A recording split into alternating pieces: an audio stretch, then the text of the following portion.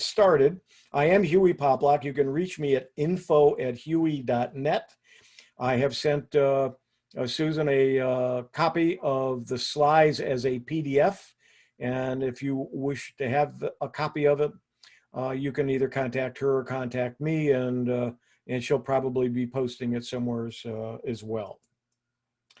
Okay. When I first started this presentation, I was aiming it for people who weren't using Zoom or were new to Zoom. And I said, well, there's an empty chair there. You should have been in it. Because a lot of people don't go to meetings because they don't know how to use Zoom or they're afraid of Zoom. I went to one meeting. There were 55 panelists, and those were people whose pictures were on the screen.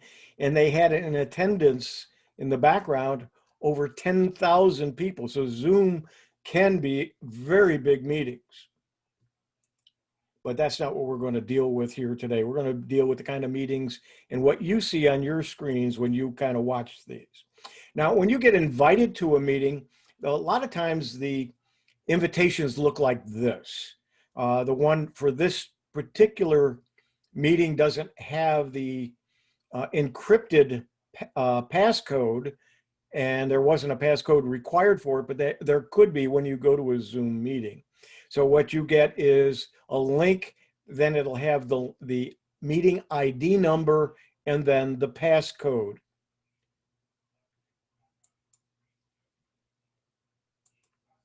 Sometimes when you get an email, your email program will wrap the long link, and so it looks like this. And so the password part of it or passcode part of it is not part of the link. So when you join a meeting, it may then say, what's your passcode? And if it does, that's why you need to copy that and have that handy when you join the meeting from a link, because it may require that number. And it isn't what you're seeing here, what you're saying with that long, starting with the Z all the way to the end. That's encrypted, or it's in some kind of a code, so that number doesn't just show up in the link. But it will be in your invitation. And again, that invitation will show a passcode, and then you have to type that number or that whatever that passcode is. It's usually numbers, so it can be used easily on a phone, but sometimes it is a mixture of numbers and letters. If you are joining the meeting, there are several things that may come up when you go to join the meeting. It may look like this, where you have to enter the meeting ID, and that's the number that's in the link. And then they want you to enter your name, and that's the name that's going to show up in the little box next to your picture that you see on the screen. And then it says, remember my name for future meetings. I usually check that. Do not connect to audio. You obviously you want to, so you can talk. And then turn off my video if you don't want your video to show, or if once the meeting starts, you can also turn it off as well. But sometimes when you join the meeting, when you do, you have to put in the number, the 9 to 11 numbers that are the meeting ID, and then you put in it says, it suggests here that you really should use your first and last name. And sometimes it will already say something like Samsung 8G if you're using a phone. You can go in and rename it once you connect, or if you got the ability to do it here, you can change it to whatever your name is. But it really is fair to the other people to have your full name there so they can recognize who you are, and if they want to contact you through chat, or just put a name to a face or a face to a name, at least the name is there. And you'll notice that this meeting is being recorded. When the meetings are recorded, Zoom does not record the names with the pictures. So when you watch the recording, your name does not show up there. That's a security issue that they changed several months ago. So again, Sometimes you may see the join the meeting to look like this. You just put the meeting ID and it doesn't ask for your name, and you just click join. Sometimes it may look, and then you put the number in. Sometimes it may look like this, where it says join a meeting or sign in. I put an X through the sign in because the sign is only if you have an account and that you're running the meeting. So you don't need to sign in. Some users get confused. They'll try to sign in and they don't know what they're signing into. They don't have a name, an account with Zoom, or they don't need an account name, and they try to sign in, and then it'll ask them for a password. They don't know what it is. And to join a meeting, you don't really need that. So you just click join a meeting and don't click the sign in. Also at the bottom, it shows, notice it shows the version number of Zoom that you're using. The latest version is 3.3.0. That's what I am using. Yours may be different. And if you're on another device, it also may be a different number, but you should be using, in fact, I think at this point, you have to use at least 5.0 to connect to Zoom meetings anyway. This was a requirement about a month or so ago. Again, sometimes you'll enter a meeting and then it'll ask for the passcode. Sometimes it may look like this. It'll have a pop-up that'll come up on the dialog with a dialog box, and you have to put in that passcode as well manually. Once you do that, it says open a Zoom meeting, and it wants you to click where it says open Zoom meetings. If you cancel, you aren't going to get into the meeting. But if you click open Zoom meetings, what it's going to do is going to start a little bit of software that needs to be running in the background so you can connect. Once you do, a lot of the meetings will have what's called a waiting room, and you'll have to wait there until someone admits you. Wait for a while, because if they're doing a presentation like this, sometimes they don't see the notice saying you're waiting, and they may eventually see it. So be patient. And then it may also look like this. Please wait, the meeting host will let you in soon. Sometimes it gives you an explanation of what the meeting is. It gives the date. And while you're waiting, if you want to test the computer audio, you may do so.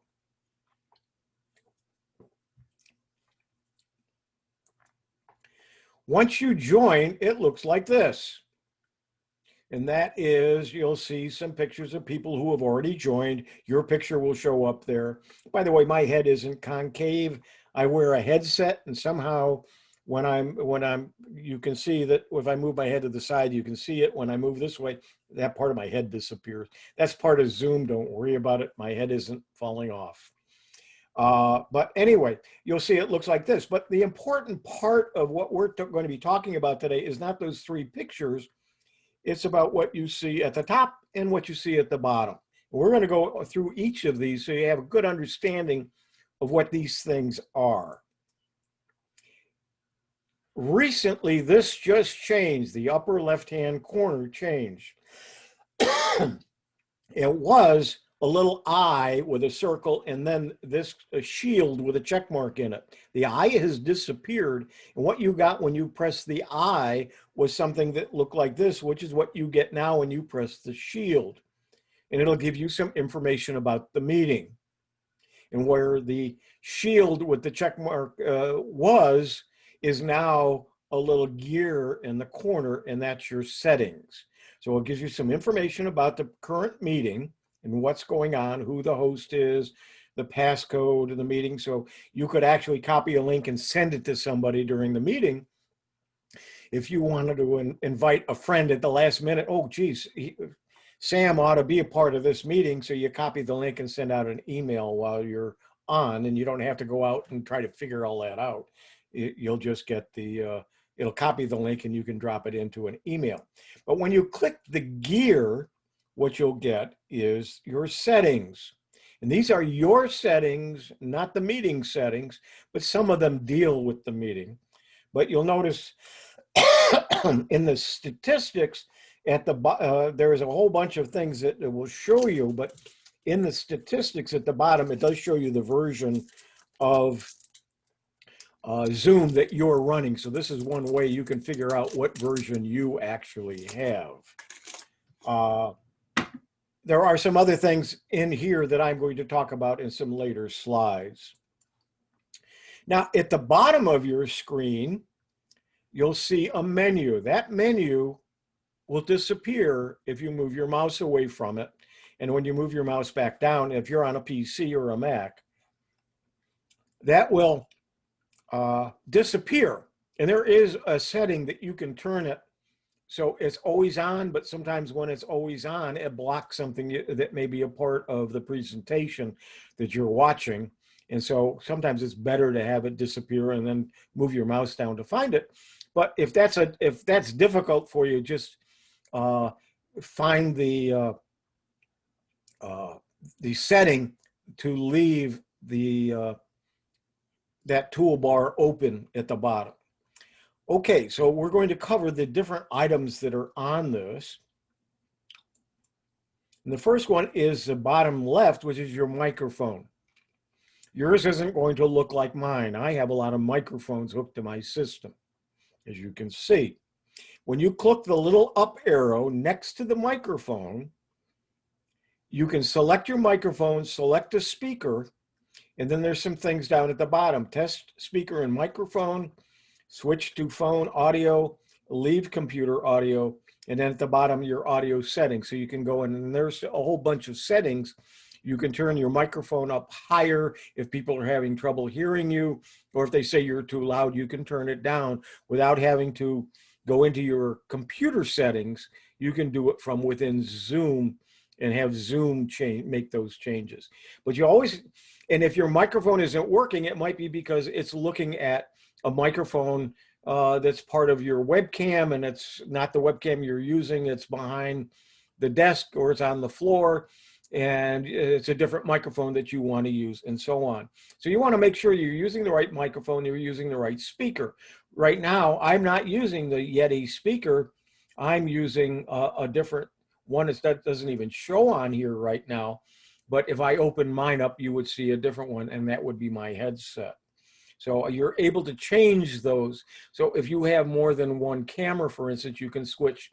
If you have an external camera besides one built into your laptop, you could change from one to the other. Now, speaking of cameras, that's the webcam. That's the little camera that's right next to the microphone button. And if it's got a red line through it, means you have your camera off. If it doesn't have a red line through it, it's going to say underneath, it'll say stop video. And if you click it, you'll get a red line through it and it'll turn your video off. Now they may see your name, like some of the people here, or you may see a picture. And if you see a picture, it's because they have a Zoom account, and somewhere they've signed into that account and have not signed out of it. And that's how you can have a picture. If you don't have an account, there's not a way to put your picture up that I know of anyway. When you click the little side arrow next to the stop video or start video, whatever it be, it'll show you a list of all of the cameras you have. It also will give you the ability, if your computer is able to, it may say choose virtual background. And this is new in the last couple of versions, is choose video filter.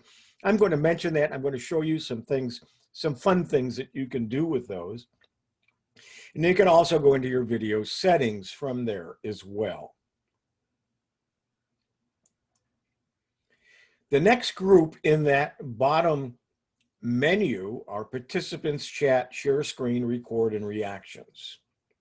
The first one we're going to talk about, well, and then if somebody puts something in the chat box, there'll be a little number next to it. It might be red, it might be, sometimes it's orange, sometimes for different colors for different reasons that I am not sure of. But you'll see, and the number of people who are in the meeting will show up next to where it says participants. Now, and if you click chat, it'll open up a chat box. Now, some of you may be old enough to remember before computers and before all the technology, When you were in school and you were young, you'd pass notes back and forth and hope the teacher didn't catch you or didn't see you. Well, that's what the chat box is. It's your notes to other people. Or you can send one out and make your comment to everybody in the group. But it doesn't interfere with the presentation or the person speaking. You can type it to everyone, or if you click that down button next to everyone, I think the next slide will show you, it will have a list of each individual. So you can do a private message to somebody and only they will see it. And when they respond, if they respond privately back to you, no one else can see it, not even the hosts. And it doesn't get recorded in the chat text that is saved in private messages. But it is a way to send a message back to either the speaker or to everyone or to an individual. And then all you do is you type in the little box what you want to type, and you click enter, and it gets sent to them.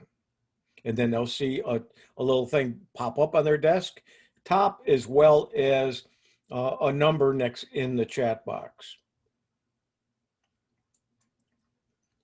And that's what it'll look like to them.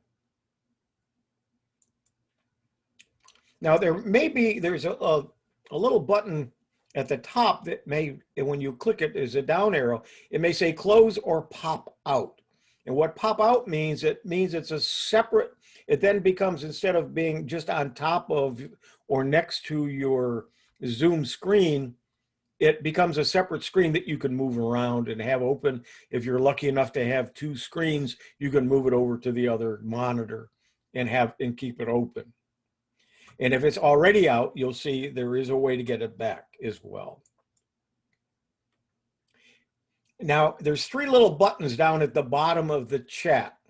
If you open the chat box, you'll see three little dots in a little box down there. When you open it, it'll say Save Chat and Merge to Meeting Window.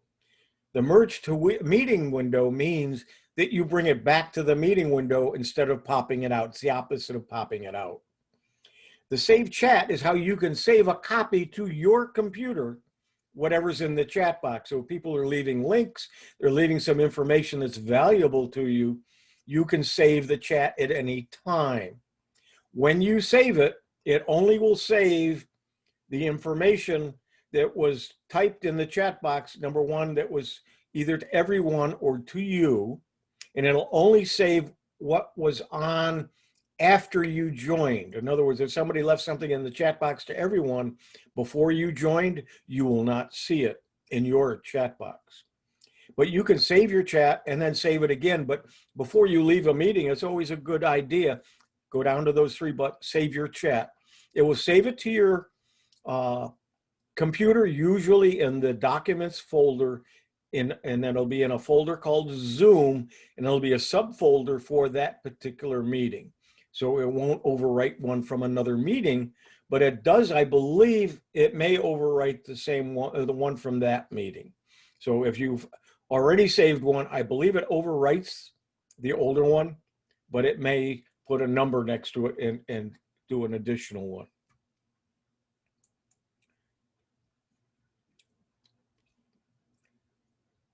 And again, there's a button that may or may not be there called File. There are security reasons that some organizations and some businesses and some people don't want to have that ability. It can be turned off by the host in their settings. But if they allow files to be communicated within Zoom, you can do so through Dropbox, Microsoft OneDrive, Google Drive, a cloud program called Box, or you can save it to your computer or from your computer.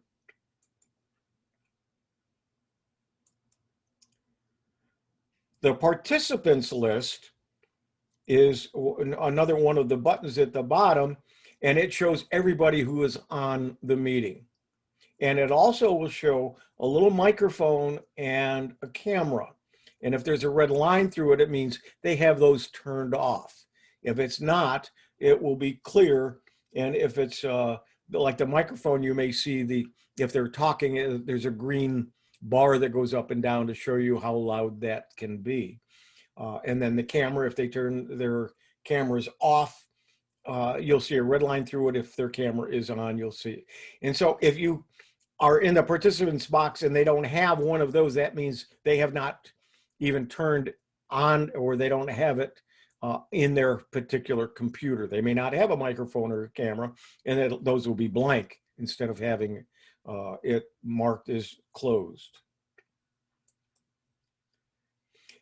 Under more, next to someone's name, you can rename. So if it comes up and it says my iPhone, and you want to put your name there, you can click the more, and then there's a rename. You click it, and a box will open up where you type in your name, and then it will replace what was there. And if you have a profile picture, I believe this is only if you're the host, you can edit it from here, but this is probably not the best place to edit it from. And then down at the bottom of the participants, there are 3 little dots there. And there's usually a menu where you can raise your hand. If you raise your hand, a little green hand will go up in the participants list, and your name will go to the top right below the host and the co-host. And so if you've raised your hand, somebody has answered your question, make sure you unraise your hand, so you then go back to being usually alphabetical. And then if, again, this has a pop-out, the participants has a pop-out. If it's popped out, you can merge it back into your meeting window. And there's what it will look like. And again, larger. And sometimes at the bottom of your participants, you may have some icons, some notations that you can click on. I notice on this particular presentation, you don't have that ability, but it might be there. Just know that you can click on those, and those will make little markings in the participants list.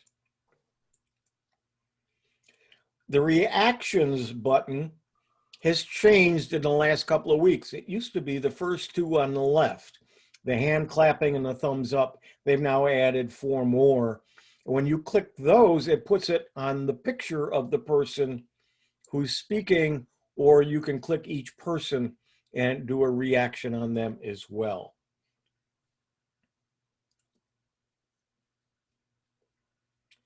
And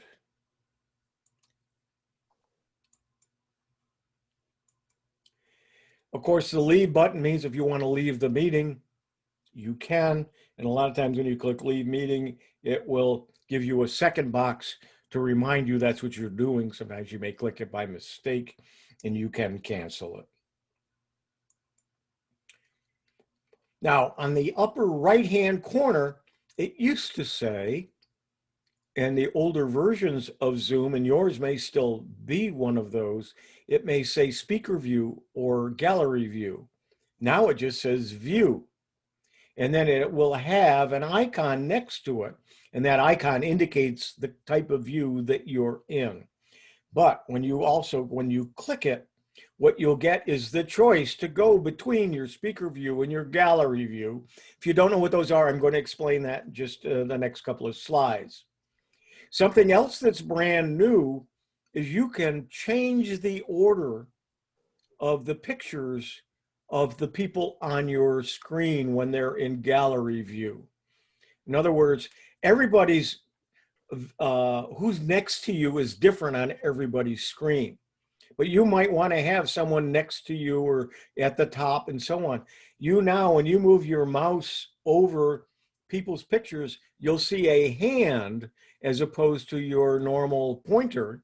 If you do, you've got probably the latest version of Zoom, and you can move any of the pictures around.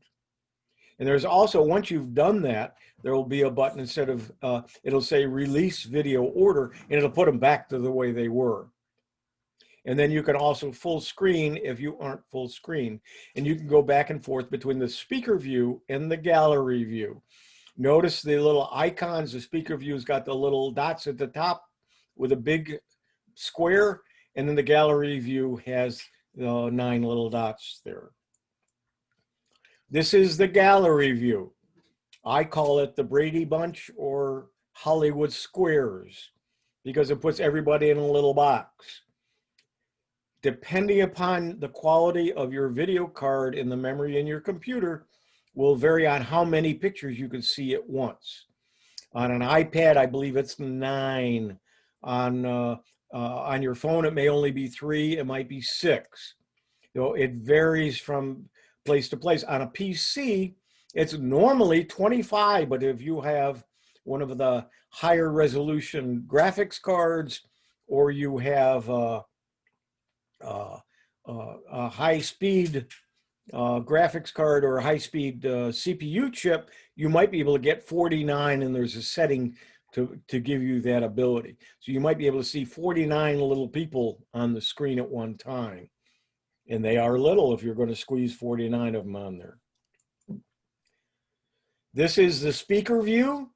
The speaker view is where the speaker is in a large photo in the center, and then the smaller icons at the top are the other people who are on the call at the same time or in the meeting.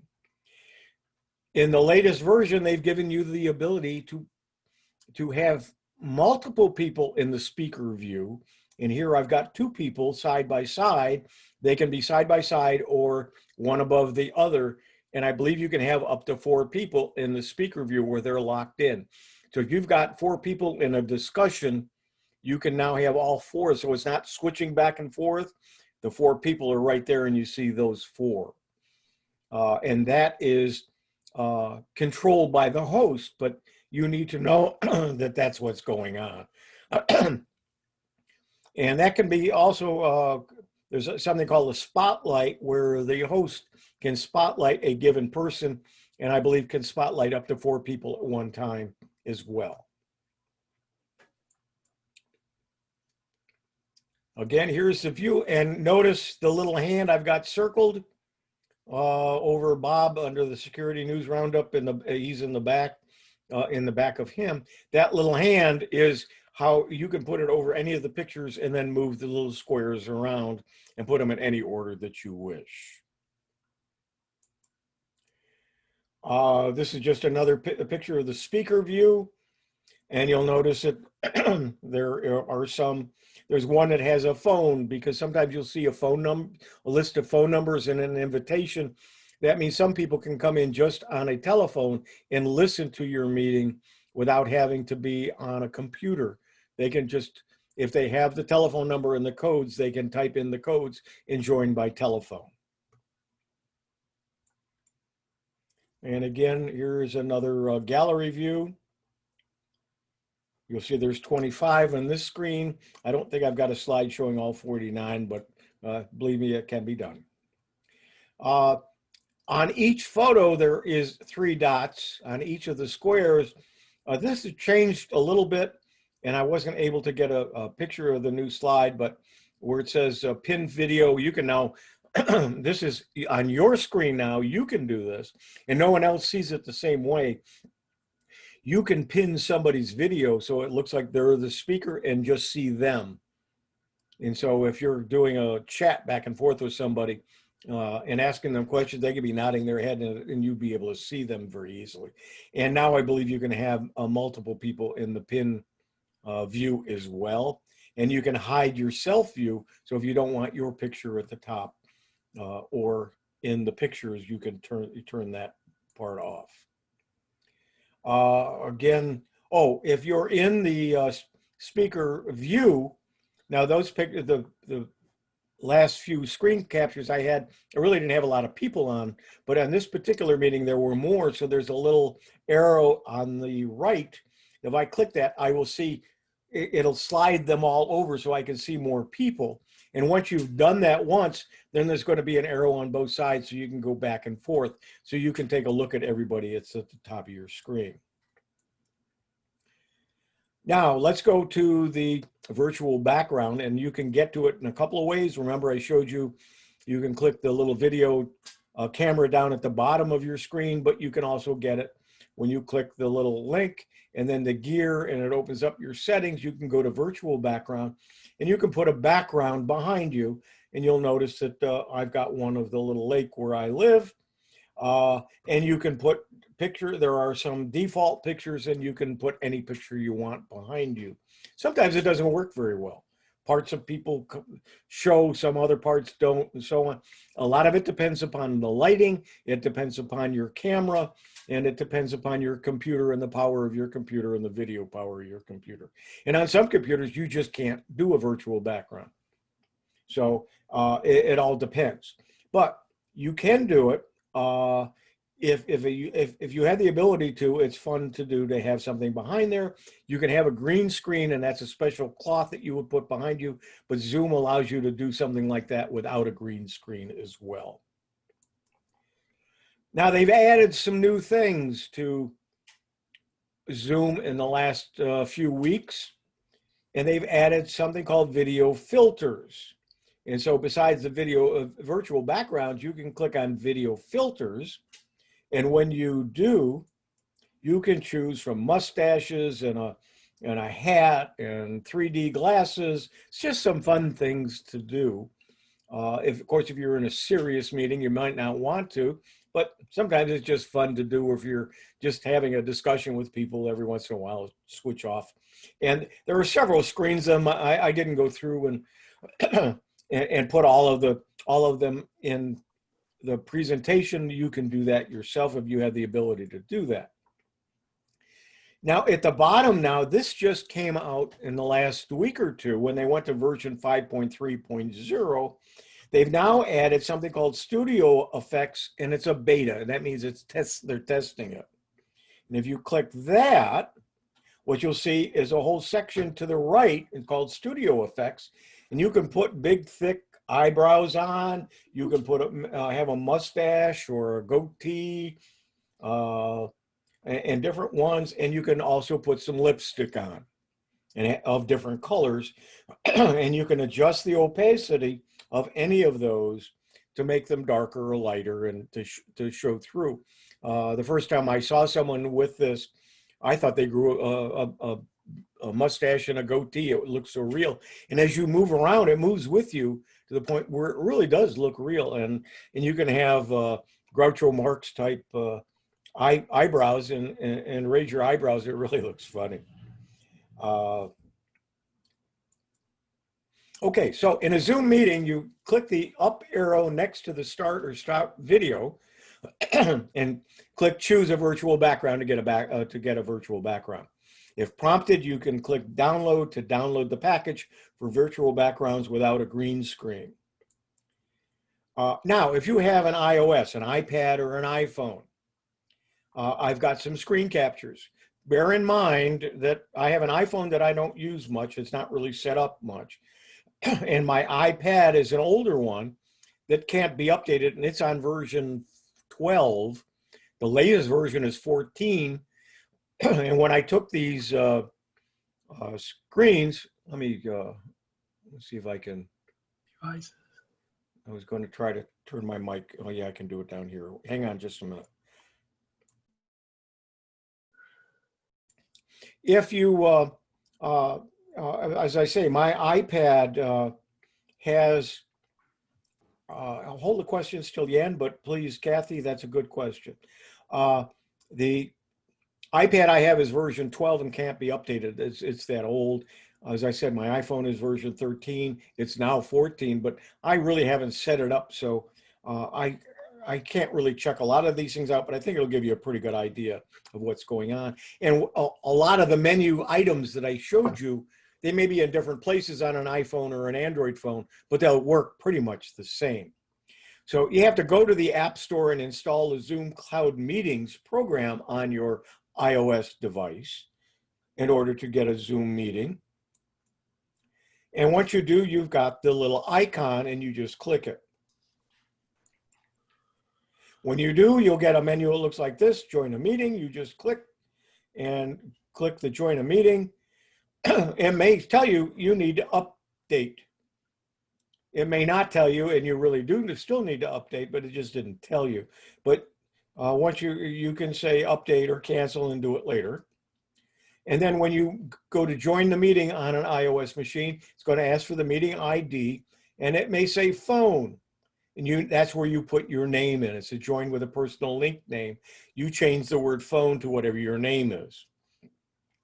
And then for the meeting ID, you just push on the numbers, and it will then allow you to join. When the join button will become live, and it'll get you into the meeting. And then you enter the password or passcode is what it means there for the meeting, and you put it in there. The meeting will, again, if you have a waiting room, you'll have to wait. And then to hear others, here you want to do the call using internet audio. You want to use internet audio, which it means it through your iPhone or iPad, as opposed to dialing in separately and then using your iPad or cancel and not have any sound. Let's see, that's the picture of me without the video. If you go to the Zoom button at the top on an iOS device, it'll be a drop-down menu, and it's going to look like the little checkbox that we have on the PC. If you touch the little dots down at the bottom right, it's going to give you the ability to chat, meeting settings, virtual background. You may or may not be able to do the virtual background. Some models, some versions of the iOS and some of the iPhones and iPads have the ability, others don't. If you do have the ability, it's going to look something like this. And then there are some things that you can turn on or off for your iOS or your iPhone. And again, you can unmute and mute. You can start your video. You've got the share content and so on. And if you need to leave, you can click the leave button on an iPhone. And again, it shows the participants, and only the host can share. So, and this is true in any of the meetings, whatever device you're on. Sometimes the host only allows them, or they can give only certain people the ability to share. But if you can share your screen, photos, iCloud Drive, and so on. And again, here's the screen. And when you want to leave, you hit the leave button and you go. This is my iPad. Again, it has a very similar connection. Once you connect, it has the same kind of menu, but on the iPad, it's at the top. And if it's not there, just touch with your finger on the screen and it should appear. And again, once you're in the meeting, you're going to see people in the meeting. You'll see the menus at the top, and you'll see some things. It's mostly the same items that we just have been talking about. I'd like to kind of go through these so I get through all of the slides, and I want to show you the Android as well. Again, you've got the chat and the meeting settings. With an iPhone and with Android, sometimes to see some of these different things, you have to swipe with your finger across and you'll get a different screen. And so you'll see different things. So if you lose all of the little pictures, you may need to swipe either left or to the right, and they should come back to you. It can get frustrating when you can't find them. The Zoom mobile app on Android and iOS supports active speaker and gallery view. Start or join a meeting. By default, the Zoom mobile app displays the active speaker view. If one or more participants joins the meeting, you will see a video thumbnail in the bottom right corner. Swipe left from the active speaker view to switch to the gallery view. You can view up to 4 participants' video at the same time. You can keep swiping left to view more participants. Swipe right to the first screen to switch back to the active speaker view. On an Android phone, again, you join the meeting similar. You type in the meeting ID, you type in your personal link name, and you join the meeting. And then again, you're going to be in a waiting room. Here are some terms you should know: mute and unmute. Again, these are all things that we've talked about, that I've talked about since we started. And again, use yeah, all of the slides will be available to you. Susan has a copy, and you can get in touch with me, and I will email it to you as well if you need to. Let's go to the next. Whoops. Now, if you're using, whether you're using an iPhone or an Android, if you're in the portrait mode, in other words, you have the phone in your hand, and it's normally the way you're looking at it, this is what it's going to look like. And also, when you're signing into an Android, it's going to say call via device audio or dial in. Again, it's call versus device audio. It's going to look like this, and when you click it. But where I was going is when you're in the portrait mode, which is the normal mode when you're looking at a phone and you're on a Zoom meeting, it's going to make the screen very small and hard to read. Make sure that you have the ability, your phone has the ability, when you turn it sideways, that also changes the view to landscape. And when you do, what you'll see a much better view of it. And you'll see more of it. It's easier to read. And also, again, you can disconnect, chat, raise your hand. Those are things that you can do in the Android version. This is a larger view of that. And then you've got some video modes, and you can save to other devices. And you can, you can share other devices, other things with an Android as well as you can with your iPhone. Again, at the top, you're going to see something that looks like this. And at the bottom, it may look like this, with mute, stop video, share. So it's the same items, they're just in different places. Sometimes the Android is real good to protect you.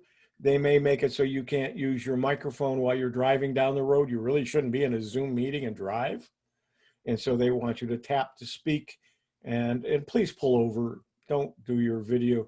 Don't join your meetings while you're driving. Again, here's some pictures sideways and just some of the different camera shots. Okay, some Zoom etiquette, and we're pretty much done. And hopefully we'll have some time for a few questions. Do your own tech support before you start. In other words, make sure your microphone's working, your camera's working, that sort of thing. Be on time. Usually you need to join a few minutes early to make sure that everything's working. And I know one of the meetings that I run, we lock the meeting. It starts at 2 o'clock. Everyone can get on at 1:30. At 12:30, and we lock the meeting at noon. And we actually lock it. You can't get in. If you're late, you snooze, you lose. You don't get in. Be in a quiet space. If the dog's barking, put the dog in the other room. If the kids are noisy, or somebody's watching TV, close the door so it's not making noise to other people that are watching the same meeting. Be mindful of background noise. Use a good quality camera and a headset. Some computers come with a very poor quality webcam, and you might want to consider buying a better one and then plugging it in. Position your camera properly. We don't want to look at the top of your head or your chin or your chest, or the fan at your ceiling fan. So position your camera properly. Light should be in front and behind the camera. That gives you a much better view. If you've got a lot of light coming in from behind you, there's lots of shadows and it's difficult to see your face.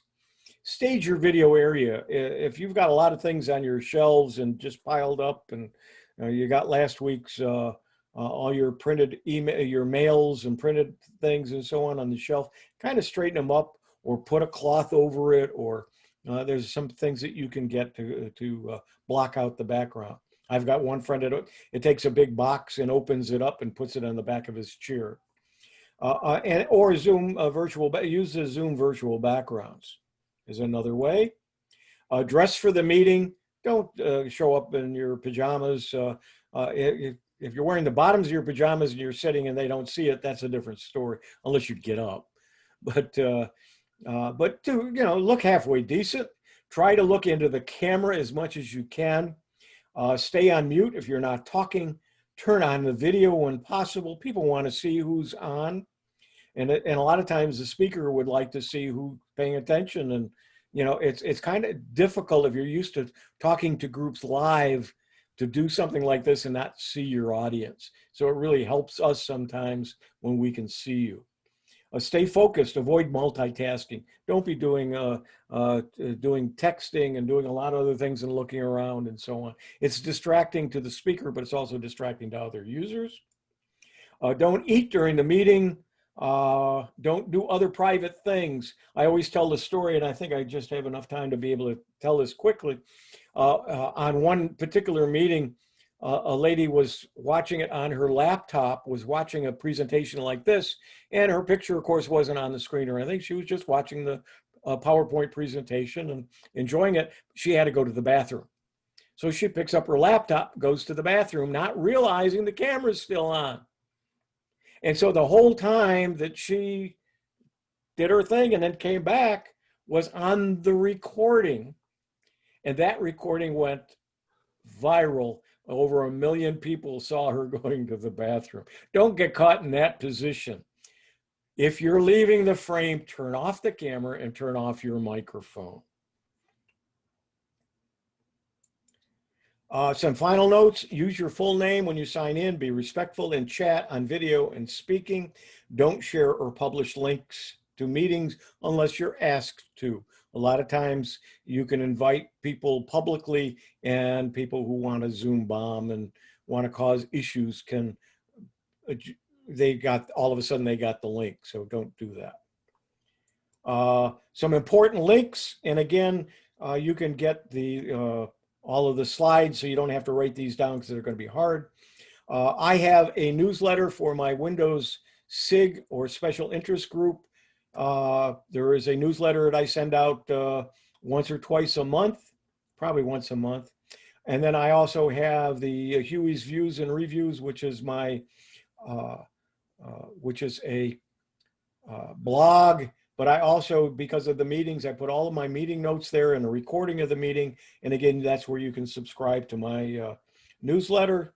I am also, every Monday, I do a Tech for Seniors with Ron Brown out of Vancouver, British Columbia. And we've now done it for 26 weeks. They're all online, and I'll give you the links to those in the next slide. We also have a newsletter from there that you can sign up for, and the link to that is at the bottom of your screen, and you may not see it because of the menu, and I apologize. But again, you'll be able to get it from the PDF of slides. Tech for Seniors, all of the episodes, all 26 of the ones that we've had already are in a playlist that you can go watch. They're 1 hour each. Again, I said for 26 weeks. Zoom meetings for hosts, if you're interested in hosting, I did a 3-part series on that. I do all of the Windows SIGs. I do it by the year.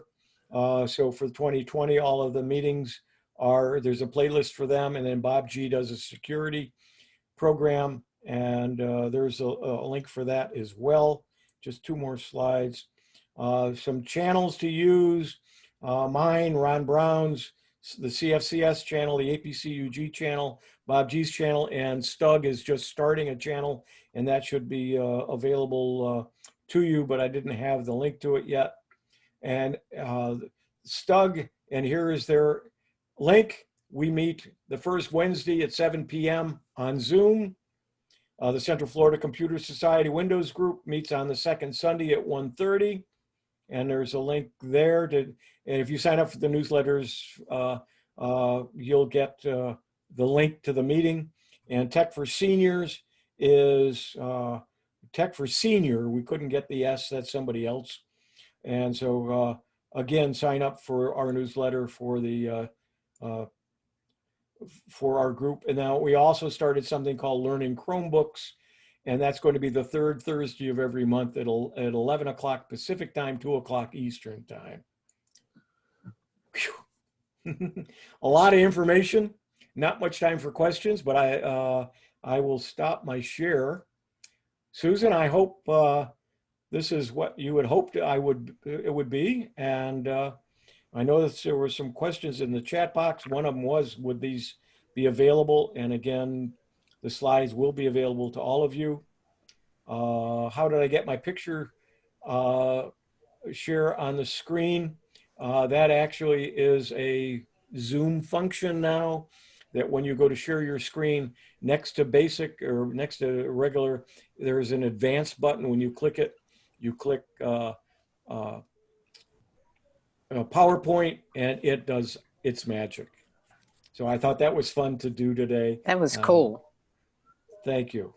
And let's see what else we had in the chat box. Let's see. Somebody had some problems with their stability of their internet. You can change your profile picture at any time, including during the meeting, by going to individual settings. How do I update my Zoom? The best way to do it is, number one, check the version you're using, but go to zoom.us/download and download it. If you're on an iOS and you have to go through the App Store, just go to the App Store and it should be updating itself. And is it possible to get a copy of the presentation? Yep. Okay. And how do I know what microphone to use? Test them. When it works, have your headset on. It does have a test. Zoom has a test in the settings. Test your microphone. You'll say something. You'll say testing 1, 2, 3, 4, 5, 6, 7, 8, 9, 10, and then it plays back to you. If you hear it, your microphone's working. If it sounds very distant, then it might be a microphone that you've got somewhere over to the side. It's not the one you should be using. Zoom.us. What was the address again? Zoom.us/downloads. Susan, any questions from you? Yeah, any other questions anyone has? I have one. To me, I didn't even know they updated all the time, Zoom. Yeah. So, yeah, so tomorrow I'm going to have lipstick on, guys. I'm going to try. And a mustache. Hey, Hewie. Yes, if nobody has a question, I can only do Zoom on my iPad because I have a desktop computer without mic and camera.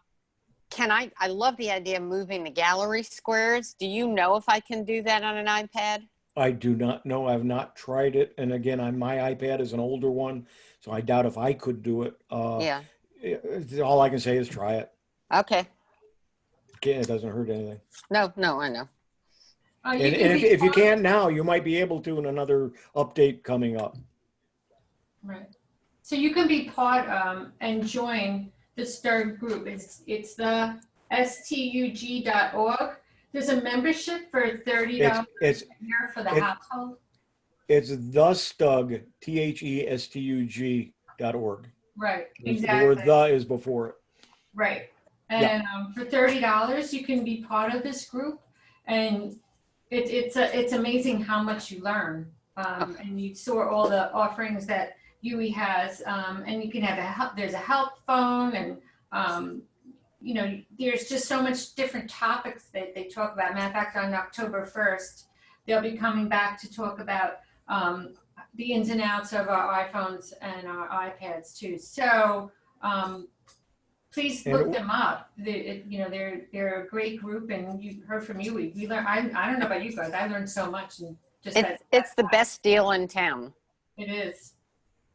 And not only do you can attend the meetings, but it's a place to ask people when you're stuck with something, or how do I do this, or how do I find this, or what kind of program will do this. I have all kinds of programs I found online that I can take backgrounds out of pictures, and I can make cartoon characters out of regular photos. And it's just, there's a lot of things out there that you could be using just to have fun. And it does, I'm 78 and I'm learning new things every single day. I love doing it. And it keeps my mind going, and it keeps me young. It keeps my brain stimulated, and it really helps a lot. Thank you. Thank you. I'm self-taught. I was in the nightclub business. I was not a computer person. Is there any other questions or?